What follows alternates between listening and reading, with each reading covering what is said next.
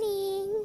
Nanapod ko lain idea maring sa pagpilo sa mga sarina sa mga bata labi na kanang mag-travel ta maring. Imo na i-fold sama sa ingon ana. Pwede pud gihapon ang mga underwears maring pero wala ko i-secure yung ano, nalisod na. Kanila mga ang short maring ana. Sada kayo maring no. Pwede po siya pabutang sa bag. Kay hasil pagkuha Igulan mo kaon ra yun ana. Pwede po siya pajama. Ang pajama po ang tunga imong i-fold. Sama bito atong pagpilo sa cellophane. Yun ana lang. Suksok lang dayon. Pilo-piloon, suksok dayon.